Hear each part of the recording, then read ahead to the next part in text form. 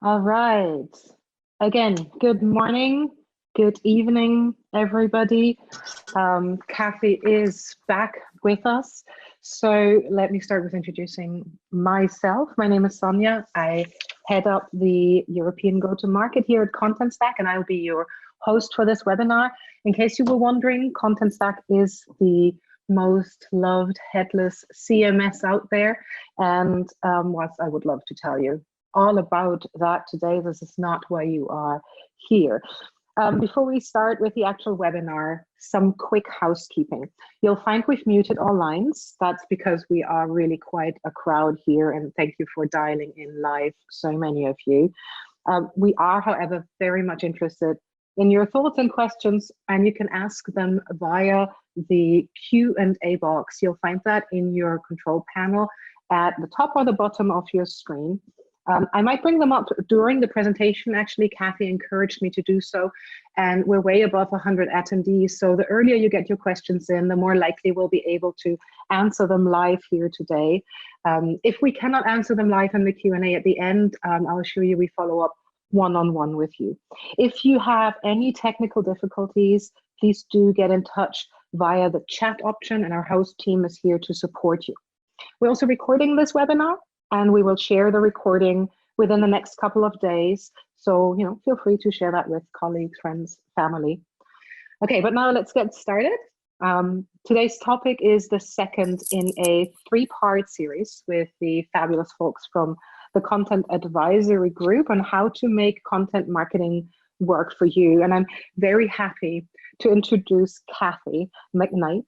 She'll take you to part 2 today. Modern content marketing practices, coming to terms with content operations. And she'll also tell us what that means. Now, I've known Kathy for many, many, many years, and she's doing a fantastic job in helping hundreds of organizations across the world successfully transform their businesses on content and marketing, communication, strategy, and performance. And she's worked with brands like Kaiser Permanente, Facebook, Hilton, to name just a few. But what I personally find very remarkable about Kathy is how very, very charming she can tell her customers very tough truths. And I think we might hear a few of those today. And if you need help getting your content marketing points across internally, then I do highly recommend giving her a shout to support you in doing so. So Kathy, without further ado, the floor is yours. I hope you recovered from the last minute internet gone shock. Yeah, I'm actually just trying to reconnect on my, oh, there we go. Give me 1 second, guys. Absolutely. As I connect back on my screen, because trying to navigate Zoom on my phone, as much as people want to say that that's an easy thing, it's really not. Let me, all right, I think I am back in the Zoom meeting on my we would need to please kill on my computer, which is great. Okay. All right, so just let me... All right, can you guys hear me now? We can hear you now. Cut over. Can you guys hear me? Yes, but you would need to leave from your phone, please. Yes, I am just about to do that because I'm sure it is causing major feedback. All right, how's that? This is wonderful. Attendees, is this good? Excellent. Okay. Oh, well, that was something. Yes. Absolutely. Hey, let's do this. You've got remote control, Kathy. All right, fantastic. About content operations. Yes. Okay. So this is a little bit about us and who we are. And thank you everyone for joining. We are the Content Advisory, as Sonia has mentioned, and we are a content obsessed organization is the best way that I can put it. Everything we do and how we work with our organizations is about helping companies do better with their content. We've been around for about 10 years, and we are a research consulting and advisory firm, and we help our clients improve content practices, strategies, and operations. And, you know, you can see here we've worked with some really cool company, but really our focus is about the strategic use of content in the enterprise to create better customer experiences, because of course that is what we are all about. So next slide, here we go. There we go. So this is what we've been presenting. So my colleague, Tim Walters, presented, I guess it was about a month ago now, and he talked about the 4 models of content marketing. And for those of you who attended Tim's webinar, welcome back. For those of you who didn't, I am sure that a recording is available likely on the Content Stack website somewhere, maybe in their resource center. If it's not there, I'm sure it will be. And we welcome to the rest of you joining in part 2 of this series. So we are going to talk about today, actually I should talk about the 3rd in the series, which is coming up on May 12th. Sonia, is that correct? Where Robert Rose, our colleague, will tie it all together from a content experience perspective with a focus on measuring your success and progress. So let's get into content. We'll share the link, Kathy, so everybody can fantastic. Right after the webinar too. Great. All right. So you know what? Let's get into talking about content operations. So content operations, let's start off with a reality check. Many of you guys listening live or perhaps the recording have been probably tasked in some way, shape, or form to improve, perhaps create a content operational model for your organization. Great, says you, as you Google what that actually entails. The bottom line, it means change. And change in approach, strategy, workflows, team structure, you name it. If it's involved in the content process for your org, you're going to have to consider it and how it fits into this brave new world that you're forming. What we're going to talk about today are some of the key components of content operations and some of the things you need to consider as you create and update your organization's content operations and how it's going to fit into the big picture in this brave new world. So let's level set first, content operations versus content management. So, you know, often these 2 terms are used interchangeably, but let me assure you, content operations has a whole lot more going on within its realm than content management, because content operations entails everything, including content management, that is involved in the creation, management, and delivery of content, from strategy to technology to teams, measurement and governance. It's a principle that serves as the foundation of how content will be viewed and executed within your organization. Whereas, and I don't mean to diminish its importance, but content management is the means by which content is, you know, created, stored, assessed, reused, in the best case, to accomplish the corporate goals. It's a subset, a very important one, but a subset nonetheless to other parts of the content operations. So we need to just making sure that we're all talking apples to apples here. So as I've mentioned, we've worked with some 200 plus companies, some really great brands, and often we hear variations of the same challenges when it comes to content operations.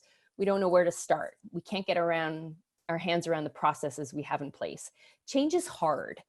You know, Robert often will tell people, you know, that I say change, yay, said no one ever. And that is so true. You know, these quotes we hear all the time, and they come from CMI does an annual global study of content marketers. And, you know, there's a reason we call content assets, because they do have value. And when a company starts seeing content as a value, those components, those assets that we create, whether they're videos or campaigns or whatnot, that's when the content practice and operations really becomes a strategic component of the organization. And that's when you really get momentum into building it into something that is more than just content management. Business struggle to scale constantly and organize their efforts. So we get to a certain point. It's the same thing when companies grow. You start off when there's only a few people, you can manage it haphazardly or in an ad hoc way. As you grow, you need more process. And and you need to move beyond that. So, whoa, is Whoa, somebody? Kathy, that might have been me. I apologize. I have Okay. a quick question, and you said it's okay to shoot it in. So the question is, what exactly is a content asset? Could you help us define that? Certainly. So content asset is any part of a finished content piece. So it could be text, it could be video, it could be an image, infographic, it could be the final campaign, which is all of the components pulled together. Or when you think about content in a more diluted baseline aspect, it's all those individual pieces. So it is the image that goes into the infographic, that goes into the article, that goes into the magazine that you publish. Those are all different assets, and they can be at a macro level or a micro level. Does that answer the question? I'm sure it does. So it's not just text. It is not just text, it is everything. And if you really want to get into it, it's also the reports on the assets or on the content. So the performance, the data, the dashboards, because it's an investment, right? Purely speaking, a content asset are those things that go into that the rest of the world sees, right? It's not necessarily the metadata, but it all needs to be measured. It all needs to be considered when you're talking about a content operation. Right, thank you. We got thumbs up. Excellent. All right, so first step, let's jump into it, is objectives and purpose. So for those of you who would have been on Tim's webinar, you'll be familiar with this graphic. But you know what? I'm going to burst the bubble. Okay, I'm not touching the screen, so yeah, there we go. Thank you. But there is no one purpose or model for how content should work within an organization. I'm really sorry if anybody here was looking for the silver bullet. You know, there are many bullets that I'm going to provide you that will help, you know, tame the beast, so to speak. But there is no one. So the first thing is you need to understand the purpose of the content team, what it is or what it will be.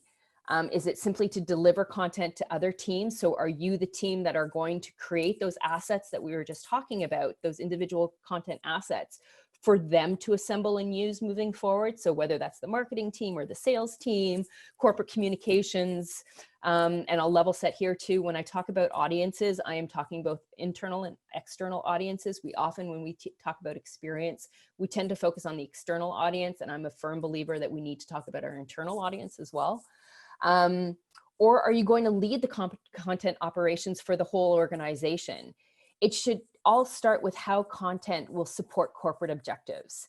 And I'm talking about objectives, those few things that the C-suite is focused on achieving, the short and long-term goals. They typically relate to the business as a whole, and they're focused on driving performance and results for the business.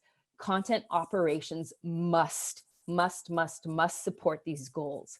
If you are in a content role now where you're defining strategy, where you're laying out your roadmaps, and you have not aligned what you do and how it relates back to the corporate objectives, that is your first homework finishing this, after you finish listening to this webinar, is to figure out how what you do supports those goals and objectives for the organization.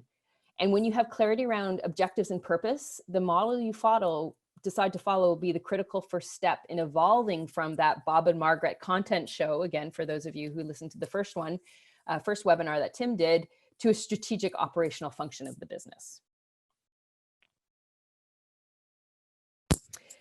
So next up, we're going to talk about defining a content mission.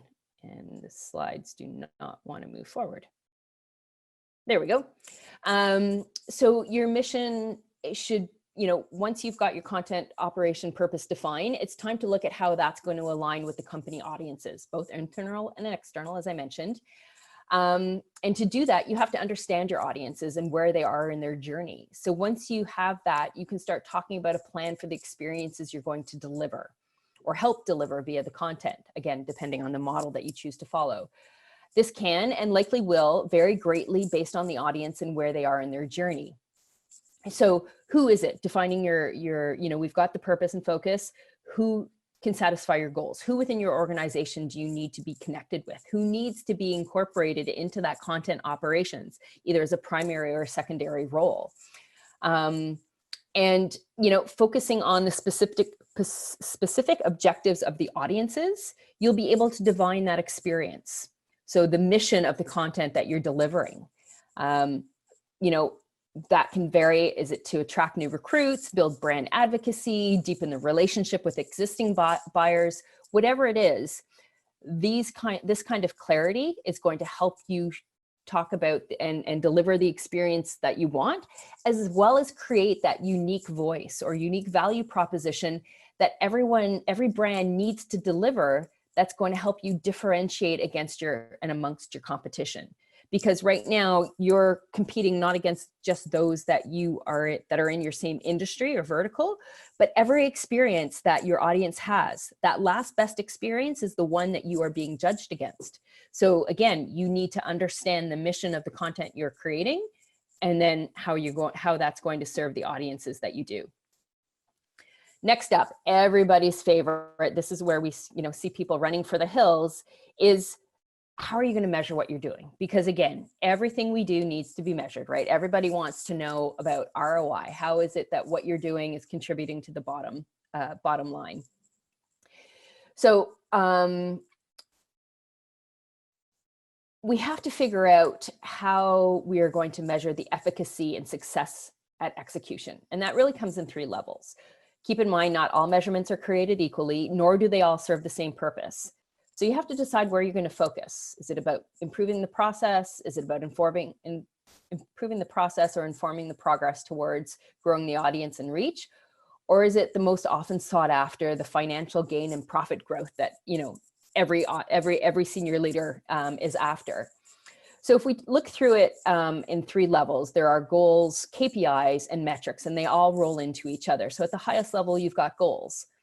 And this is the end game. This is your target, right? Whether it's a growth in 10% of market share, whether it's an increase of product sales, whether it is an attraction increase of new customers, whatever it is, it tends to be quantifiable, and that's what you're looking at. That's where the money lies. We then look to KPIs, and this is what informs the progress towards the goals. So is the needle moving in the right direction? Sometimes you want it to go up in the case of, attracting new customers. Sometimes you want it to go down, the number of abandoned carts. So is the needle of that KPI moving in the right direction? Ultimately, you then get onto the metrics, which is about improving the process. So these tend to be audience metrics. This is where we look at performance, the hard numbers, the likes, the shares, the traffic. So you can see the image at the bottom right of the screen gives you an example of those. So here we're looking at a campaign goal, 10% increase in leads, which is the equivalent of $150,000 in transactions. So from a KPI, what are we going to keep track of on an ongoing basis? Visitors, lead count, those kind of things. And how are those going to be measured? What are the actual metrics that we're going to look at? Things like likes and follows, share of content, traffic. These are all going to vary based on not only the team for which you are working on, but the part of the journey that you're focused on. So across the content ops, you'll have likely shared goals. There may be similar KPIs, some the same, some different. But when you get into the metrics, depending on what part of the content operations you are working in, they're going to differ. So from a content generation to the SEO team, to the social team, to the marketing team, they're all going to vary a little bit differently because of your focus varies. And it's important to understand that you have shared goals, some common KPIs, but metrics can be completely different. So as we move on to the next slide, reporting, in order to keep track of your goals and KPIs and metrics, you need to be able to report against them. So finding the right cadence and depth and the right teams to monitor them. It is not about, measuring everything that you can because you can. I used to call that the data barf binder. I had a client who said, well, yeah, we measure, and they dropped this big 2-inch binder on my desk and said, look at all the stuff we measure. I'm like, that's great. And what are you doing with it? Who owns it? And what are the action items? So really understanding, again, what you're reporting on and who you're reporting it to. So the different audience types for presenting the information on the metrics, goals, and KPIs is going to differ, right? So from a C-suite, they want high-level KPIs and immediate needs. Are we moving in the right direction? What do you need from me? When you get into the tactical area, this is important insights. This is, you know, how can we fine tune? How can we get more efficacy? How can we be more efficient? And then from an operational perspective, it's, you know, what am I doing individually to contribute towards the goal, and how can I improve upon that? So knowing your audience not only is important for creating the content, but also generating the report and the feedback based on your metrics and goals. And so then we move into step 4, which is determining the approach. So how are you going to structure? What's it going to look like within your organization? And there's 3 key approaches within for setting up how content is going to work within your organization. So on the next slide, so the first structure overall is the Rebel approach. So this is a very entrepreneurial startup mentality. It works well and is typically found in companies that have individual divisions, products, regions, siloed groups within that take their own approach to content. They might have different individual strategies, goals, KPIs, etc. It's very agile because these smaller groups work in an individual and autonomous nature, so they can move quickly. So it does work well when you have a company with multiple disparate brands where there's not a lot of crossover. You're going to have individual, you could have the Rebel approach. You know, but with the upsides, there comes downsides, right? So there's no shared best practices, no shared resources. So when you think resources in a content operation, think content, people, expertise, technology. So it's a very expensive mode because there's a lot of repetition and duplication. And there's no institutional learning, which when it comes to a proper content operational model, regardless of the model that you choose, the approach and the governance structure, you want to be sharing best practices. You don't want people relearning to create the wheel every time. That's the kind of information that you want to share. And then we look into the Center of Excellence, or COE approach. This group operates separately. They're focused very much on building audiences and while merchandising content to satisfy their business needs. So, you know, building the audience and serving the organization. There's a high degree control. So think about a centralized point and group that is managing the content process. Very focused on the editorial platforms, have very clear missions and responsibilities, and act as that locus of control for content within the organization. So you then get really good brand adherence, you get consistency of voice, there's a lot of upsides. But of course, the drawbacks is they're not embedded in the functions, and it's very hard to scale.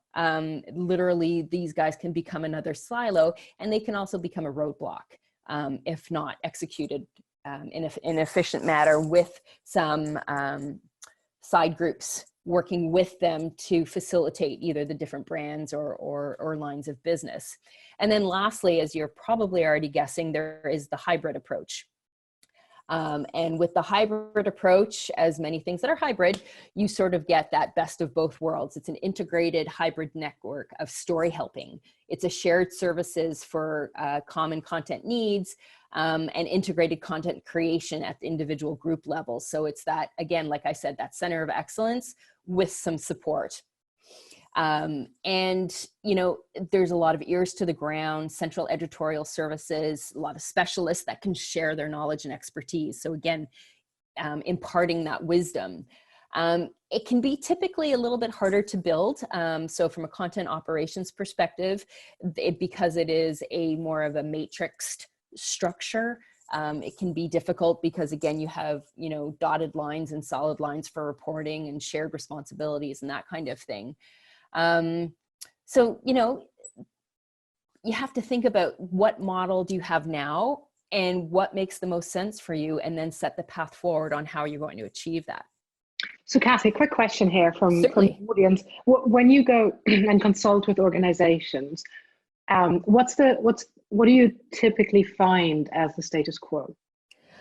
Oh gosh, we see a lot of, although they wouldn't see themselves as that, we see a lot of rebels. So we see a lot of organizations that have these disparate content creation teams that are either brand aligned, lined up business aligned, and then aside like a corporate content function as well. So it's kind of a hybrid approach, but not as efficient. So you have those who are considered part of the content team, and sometimes they sit under marketing, sometimes they have their own content vertical within the organization. But then you have others doing their own thing, either based on brand or service or geo. So, you know, it's kind of that chaotic approach. Yeah. Are you going to tell us how we get from chaotic to proper? Yeah, let's progress, and this is all part of the 10 steps. So, and I realize we're bumping up against time, so I will pick up my pace a little bit. So exactly. Started a bit late. Yeah. So in order to be able to build your team, you have to know what skills. Oh, look at that! We jumped right to the end. If we can go back to 5, please. We need to understand what we have on our team. What resources do we have available to us? So do a skills audit. It sounds simple, it sounds straightforward, but it's amazing the number of organizations who haven't done this. We have to know the skills that we have on available to us. And when I talk about a skills audit, it's not just asking people what they do, but what can they do? There are so many hidden treasures that we have within our organization that we're not aware of. We have people who are great speakers that we've never leveraged because, you know, maybe they're a developer and we never think to tap an IT person to be a speaker within our organization. Or we may have someone who is super creative, but, you know, they work in accounting. And that's, you know, maybe I'm jumping the river there a little bit, but really understanding what skills we have in place so that when we determine what skills we need within our team, and we'll move to slide number, to step number 6. Oh, sorry, no, this one. We look at this core content skill sets and say, okay, which ones do we need? I'm not suggesting for a minute that out of these 8 buckets that I have parsed out, that you need every single function. Maybe you don't. And not every single function here is going to be an individual person to fill that role. You could literally have one person doing it all. If you are a company of 10 and you are the content person, that's okay. That's when you look at this and say, what are my priorities? What do I need to make sure that I can serve our audience the best? And then how do you evolve? And once you have the skill sets identified, primary and secondary, then you can move into looking at where you are from an overall maturity when it comes to content operations. And coming out of this webinar, there is an accompanying asset that you can use that will help you assess where you are from a maturity matrix perspective on your content ops. Yeah, And you can download that. You can find it in the chat window. The host team is going to paste it in right now. Do download it. It's a great way to do a self-assessment indeed. Yeah. And keep in mind, you will likely find that you're a bit all over the place. You'll be tactical in some areas and managed in others. Generally speaking, if you find yourself with a lot of tactical and aware status components, you're probably not operationalized. Operationalized means it's running like a charm. You're talking to TQM focus, right? Total quality management and progression and making things better. And that's where you're going to move to. So hopefully the little questionnaire, and it's quick to do, and have a whole bunch of your colleagues do it as well, and see where there's alignment and where there's disjoint. It's a great way to start the conversation on how you move your organization forward. So once you've identified what skills you need and what you have in hand, then it's time to start looking at how you're going to define your content ops team. What is the structure going to look like? This is just a sample. I am not suggesting again that this is what everybody should follow. It is very individual.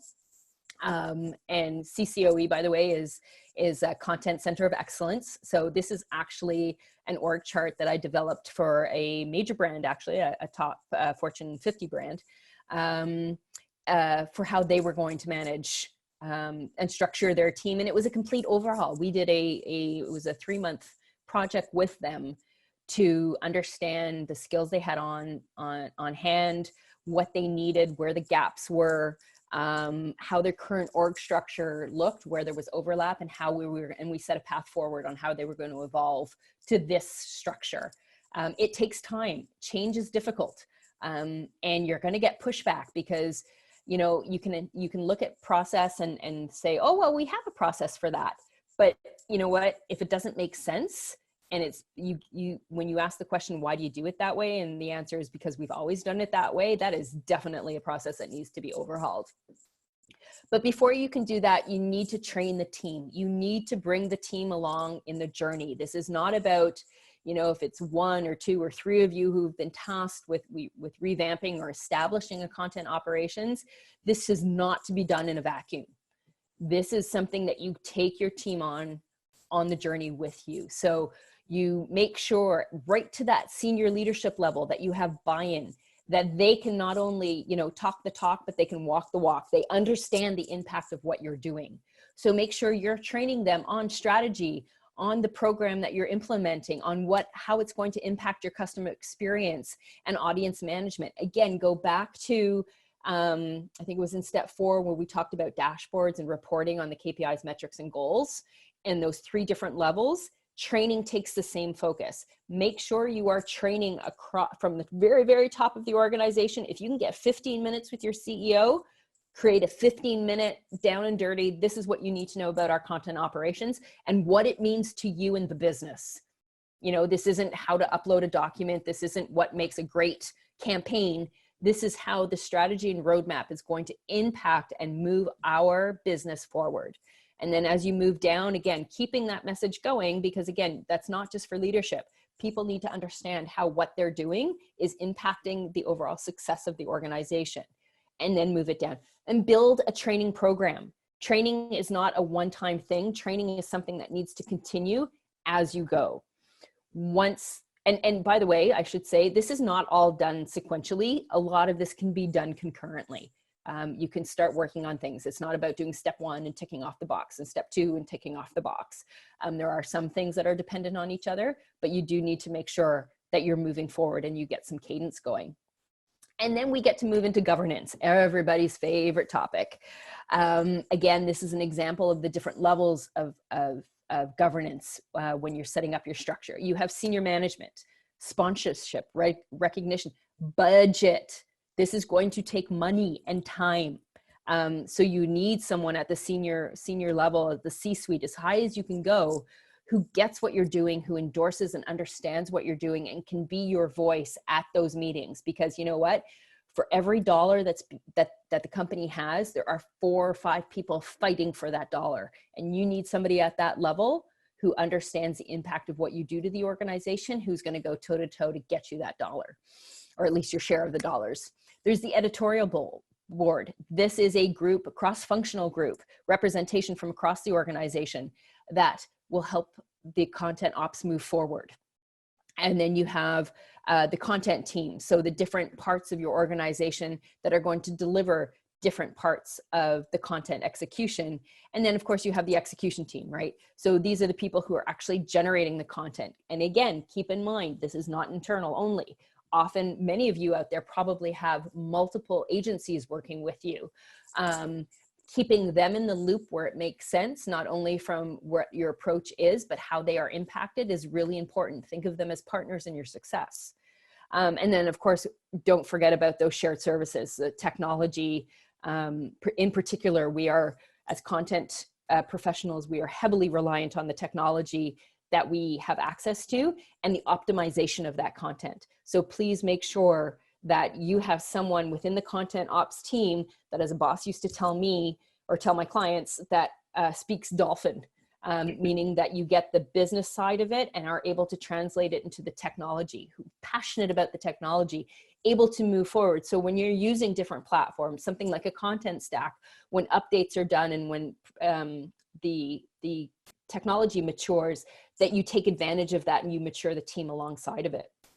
So Kathy, quick question here. Yes. You're about the only person I know that when we talk about content governance, that doesn't go, ugh, right? Everybody wants to talk strategy and marketing and all of that. Oh no, governance is awesome.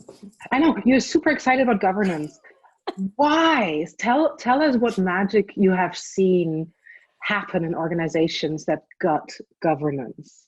Oh my gosh. So I have literally seen companies go from having flat growth, literally their audience, their share of market for 3-4 years, flat. You know, maybe incremental. When I say flat, I mean, I don't mean zero. I mean like 1-2%, but not the goals that people are looking for.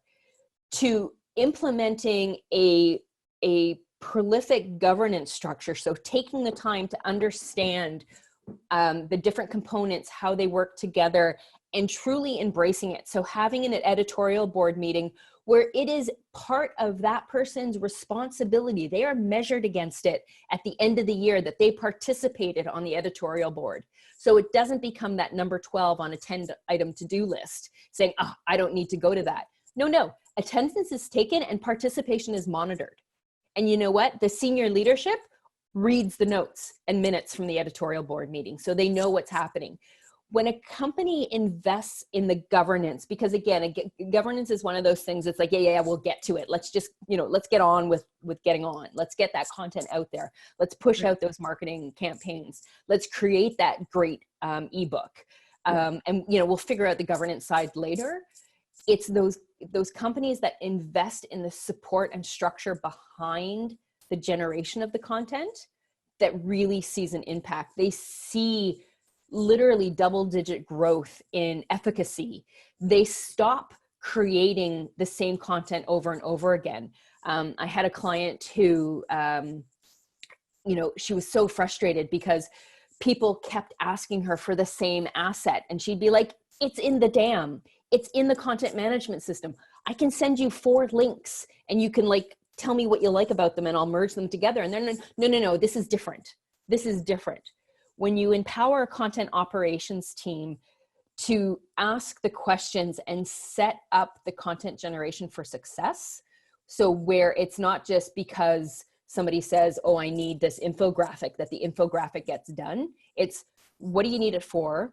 What's it going to be used for? When's it going to be used? Who's the target audience? What's the timeline?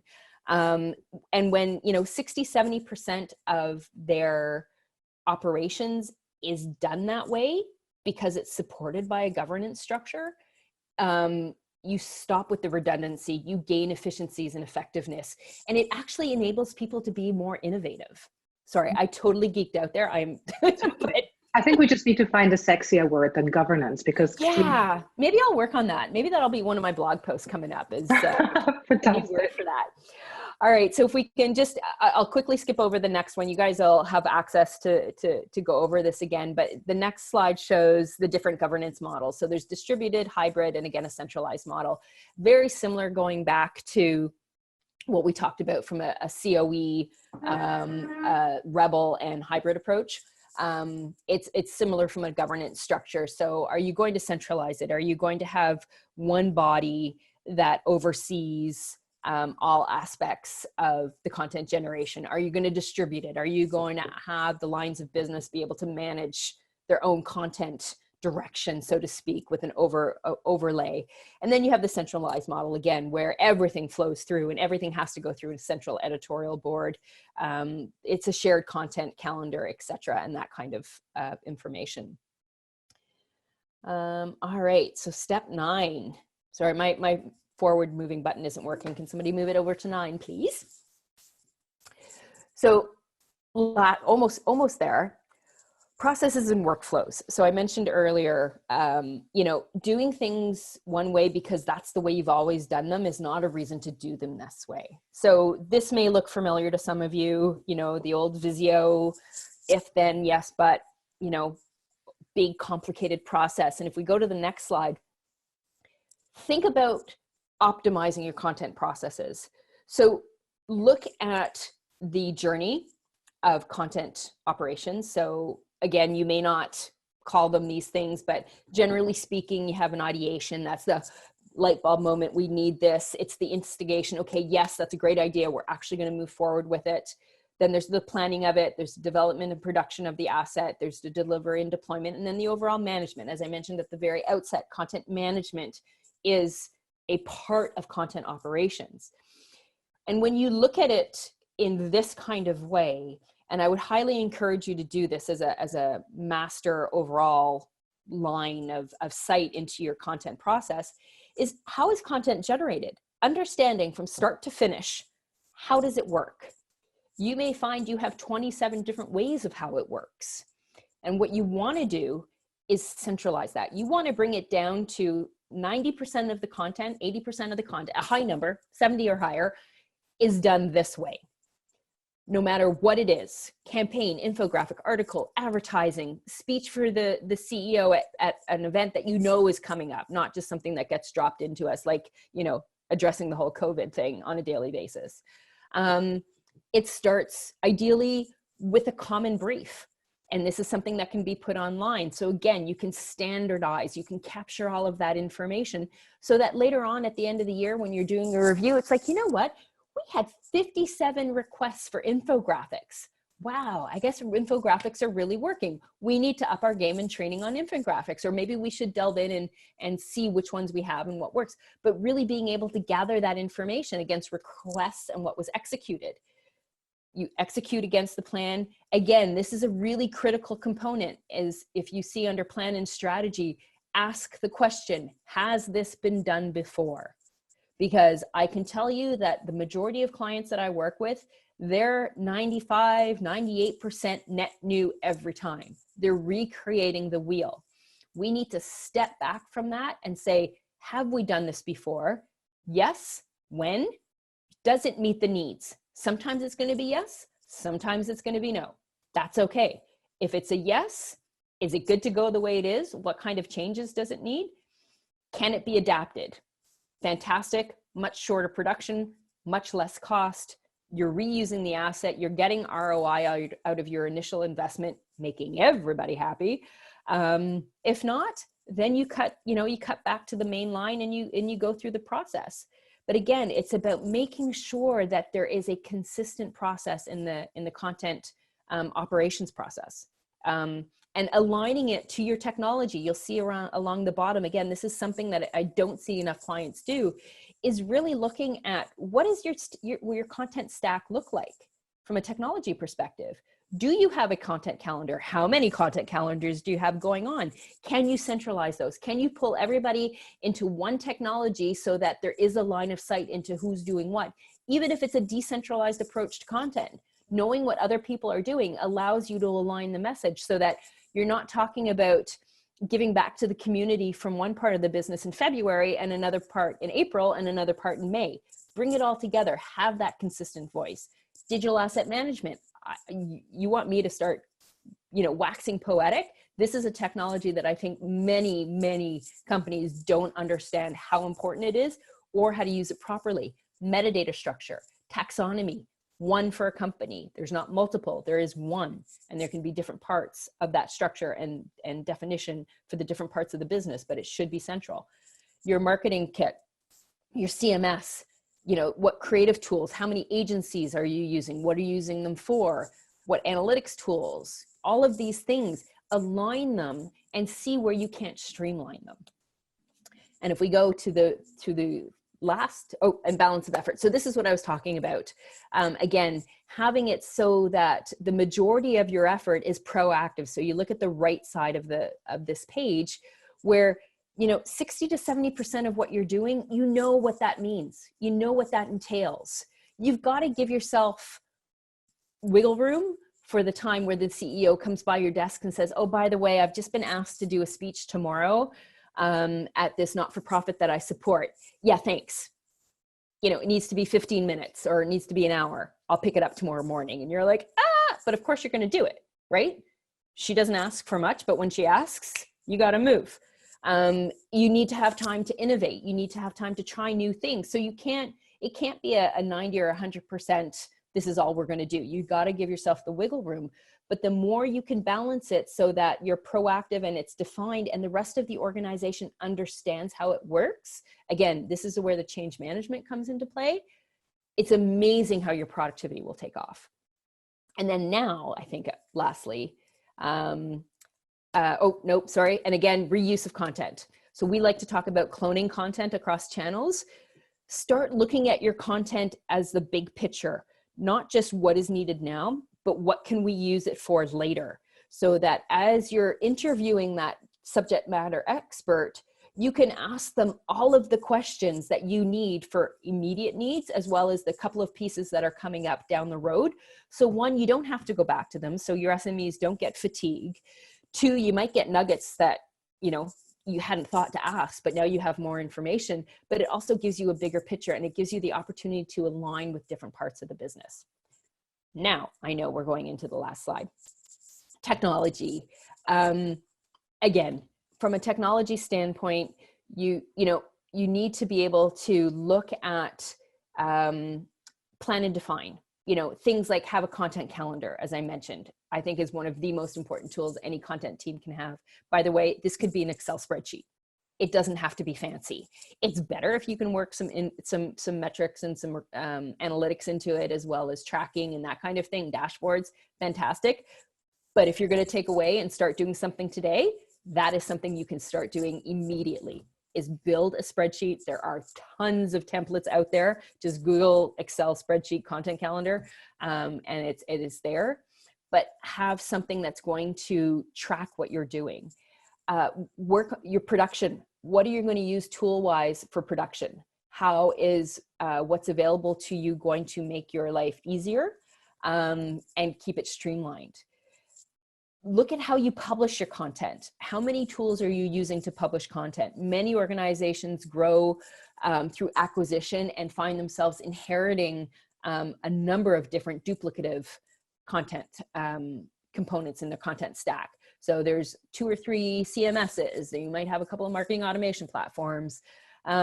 Look and see where you can't streamline that. Is there a way of, you know, if they're embedded and they work well, is there a way of overlaying something so it's an aggregator almost, right? Where you're able to take all that information and leverage it more efficiently. Look at how you can automate. So many organizations I know that have CMSs don't use things like workflow, don't use things like automated publish date or archival date. You know, set it and forget it. So it enables you to stay on top of things and be proactive. If you know that there's a campaign that you run the first Monday of every May and you pretty much run the same thing, get it done. We all find that we have gaps in our day. That's something that you can do. Be proactive where you can. And don't underestimate analytics. You know what? Dashboards, reports, and open up your information. I am a huge, huge advocate of making silos, particularly of data, permeable.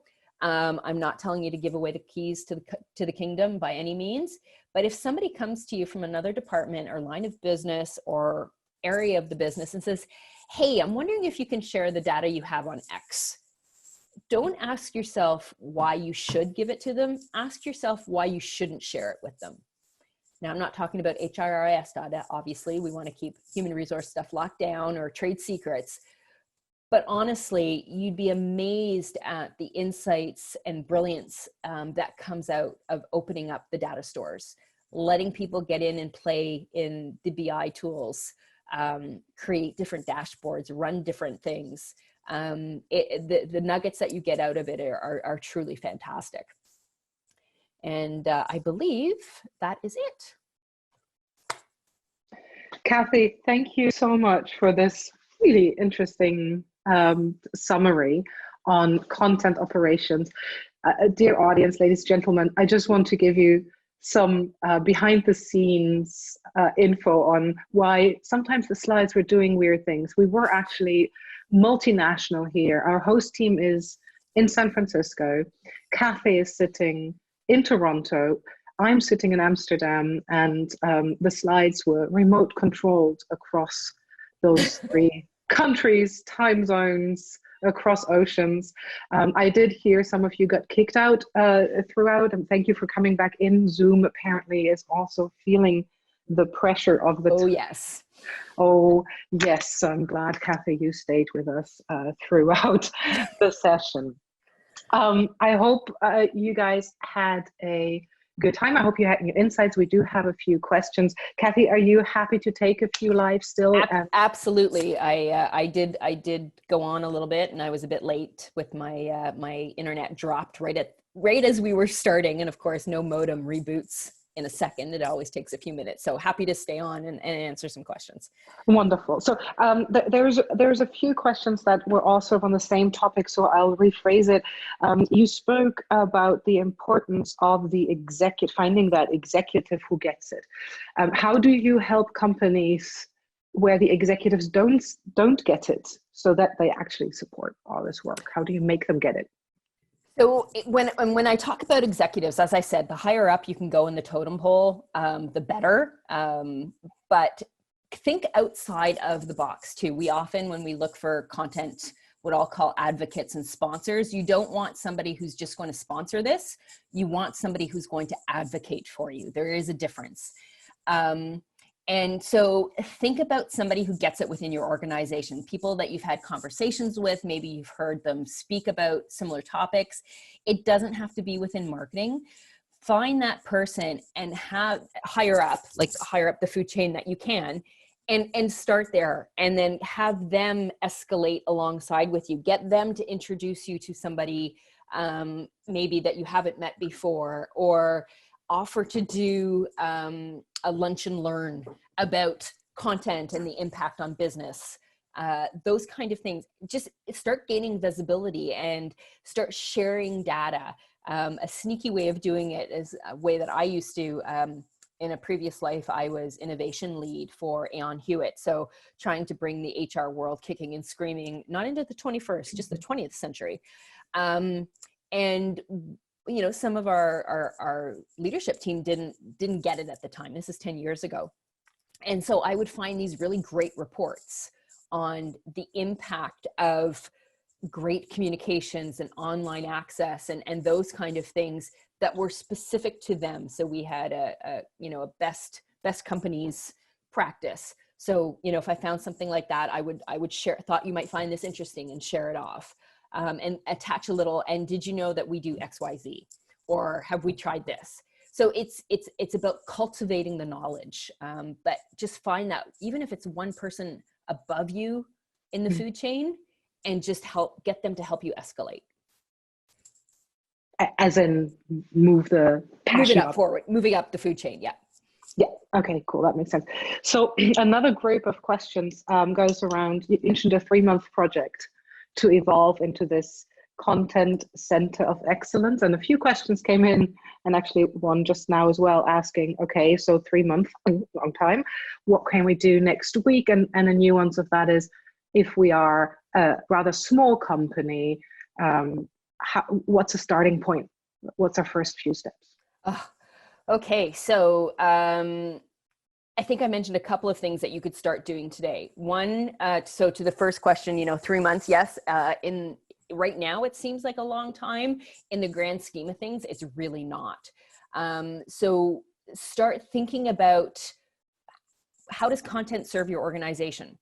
And is it defined against the corporate objectives? That is something you could workshop out. Literally get a couple of your colleagues together, get a copy of your organizational objectives and goals. So there's probably a year beginning kickoff that you have, and brainstorm, get a whiteboard and talk about how what you do supports that, and start there. So start defining the objectives and purpose and the mission of your team.